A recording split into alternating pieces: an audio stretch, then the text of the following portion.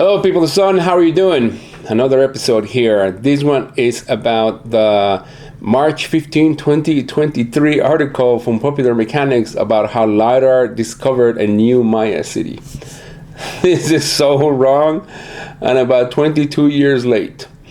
The city that they're talking about, the city of El Mirador and the surrounding areas, was discovered in 2001 by Dr. Saturno. It was officially discovered in 2001 because, of course, a white scholar had made it official. They couldn't rely on the Guatemalan scholars. Anyway, this is what this episode is all about. Let's go. Thank you.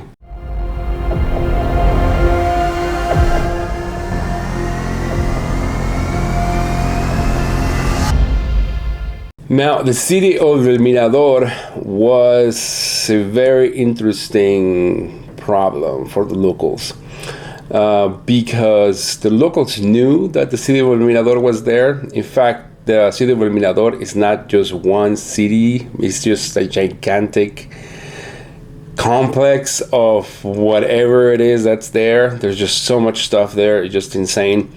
And the locals make a lot of their living from the wood and the lumber, and so the locals don't like a lot of people going in there and trying to be there because it's just kind of like their area. They're protected very well, and it's not an indigenous or a religious thing. It is just they just like their lives the way it is.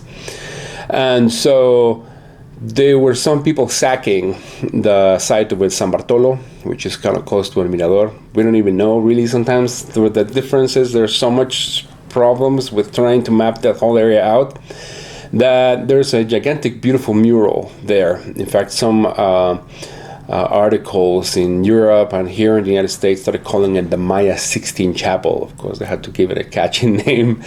And so the locals informed some of the academic authorities that there were some people sacking the city of San Bartolo. And so Dr. Saturno tried to make his way into the jungle to the site of San Bartolo. That's a very funny video. I will post it about it as to how did he go about discovering the city of San Bartolo and the beautiful Maya mural. And the fact is that the people that were sacking San Bartolo probably knew about San Bartolo and El Mirador way before anybody else. This is not new. This happens so many times. There are so many sites hidden inside of the jungles of Guatemala, inside of the jungles of Chiapas, inside of the foliage in Belize. There's just so much stuff there, and even the Belizean government have come and brought some bulldozers to destroy some of the sites, use some of the rock for some construction. There's just gigantic chaos everywhere. Now, the city of El Mirador has been filled with so much controversy and so many problems for the locals, for scholars, for financial interests. There are so many problems with El Mirador. The reason why is because Guatemala, as far as I know, does not have a national preservation institute like Mexico has or Egypt has. Mexico, for example, has INA, el Instituto Nacional de Antropología e Historia, and this institute is in charge of preserving and maintaining the sites that are in Mexico. This includes every site that you have visited as a tourist, Teotihuacan, Chichen Itza, you name it. They are in charge of it. They're in charge of the museums, and it's a great institute because it centralizes the discovery and it centralizes the resources, and is also very beneficial for the country because it brings a lot of tourists into Mexico. They work hand in hand with the governments of the states and the country to build roads, to facilitate facilities like hotels or hostels or gas stations. They work really well together. Mexico has been benefited greatly by archaeological sites.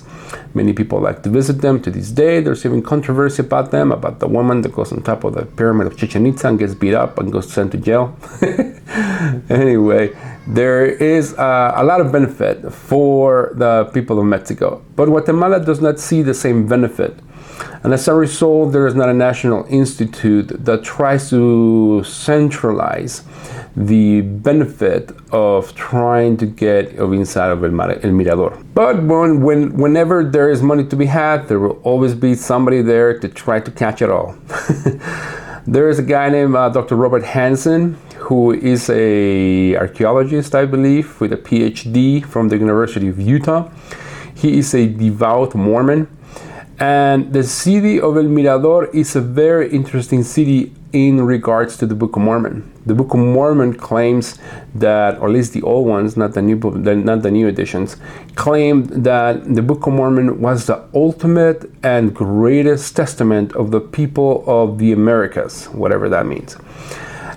It claimed to have the history of the people of the Americas and where they came from and how they originate. I find that it is very hard to believe because the people from the Americas are very diverse. There were some very tall people from Mesoamerica, particularly in northern Mexico. There were some very tiny ones, like the ones in Xel-Há, Xcaret, Tulum. The pyramids are very tiny. And so there's a very diverse group of people. So to say that the people from the Americas came from the Jews, like the Book of Mormon claims, it is very difficult to prove and very difficult to believe. And as a result, Dr. Hansen has made it his mission, it seems like his life mission, to try to uncover the site of El Mirador. And he has publicly said that this is to advocate the, I want to say opinions, maybe statements of the Book of Mormon. Hey, you're an entrepreneur. You want to build a $5 million hotel and turn it over to the local campesino and give him $5 million? That doesn't work in the real world. An accusation, another one that people are throwing around, that for better or for worse, your faith as a member of the LDS is somehow fundamental to your vision. Oh, I think some of my colleagues that are Catholic must be looking for the Holy Cross in their sights. Is that asinine? What does my faith have to do with this? Because people really think that this Mesoamerica and Mayan ruins represent sort of pilgrimage for a lot of more. There's a little bit of a usefulness to this, kind of like the ancient aliens people. The ancient aliens people, yes, they brought a lot of garbage and a lot of problems into Mexican archaeology, in this case Guatemalan archaeology as it could be, but they also brought a great benefit. They brought it to light. Now you have a lot of tourists going to Palenque to try to see where the astronaut, unquote, lived. Where did he reside? Where was the big astronaut stone buried? And so a lot of people go to Palenque because of ancient aliens. And Dr. Hansen, very similarly, can bring people to the city of El Mirador. But this has a lot of problems. Dr. Hansen has been blocked by the locals because they don't want to give away their lumber business. And Dr. Hansen wants to either build a road or a little railroad, kind of like a little tiny railroad you see at like little tiny parks, to try to bring in tourism to El Mirador. The flow of tourism, of course, will demand the construction of hotels, and it could finance the uncovering of more sites that could potentially prove the Book of Mormon right. Who knows? It may be correct. And the reason why this could be the best bet for the Mormons is because of the LiDAR and the NASA studies that have been made. NASA scans a lot of the Earth, and the carbon deposits that were left in El Mirador could resemble the descriptions of Zarahemla. Zarahemla is this mythic city in the Book of Mormon where it describes to have millions of people living in it. This could not be proved except for any other city in this continent except for El Mirador, because El Mirador was so large that it was the only city that could host that many people. And so if there is any bet that the Book of Mormon can be proven correct, is the city of El Mirador.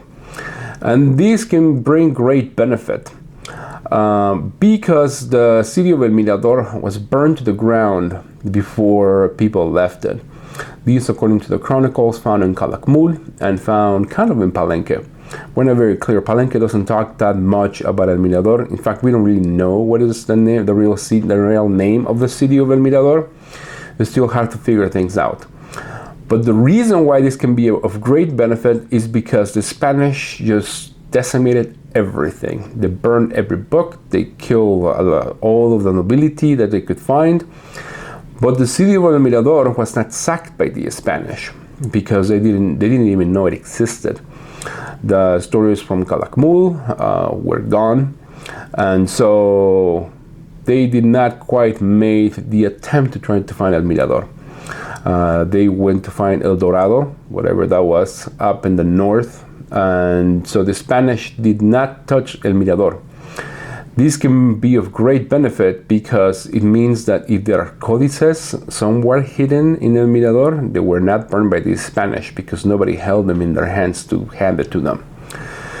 And it can be of great benefit to the study of Maya archaeology and the Maya people. And also, this is what leads me to believe that. When Fray de Sahagún met the people of the Maya, he said that the Maya treasure more their codices than their own lives.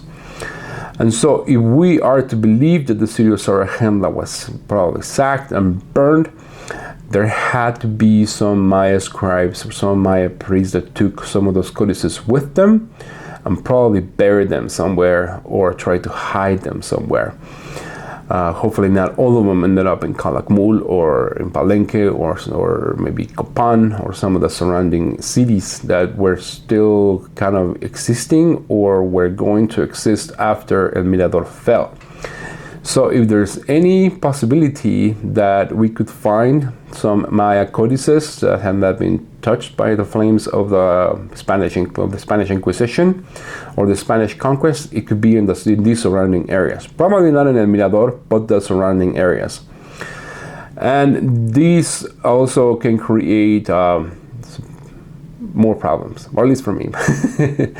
The problem is that financiers, they're going to try to come in there if the Guatemalan government lets them, to try to build hotels and just try to make a buck out of the tourist that goes there and have no regard for codices. The vases and the statues are probably going to be of benefit to them because they're going to put them up as decorations.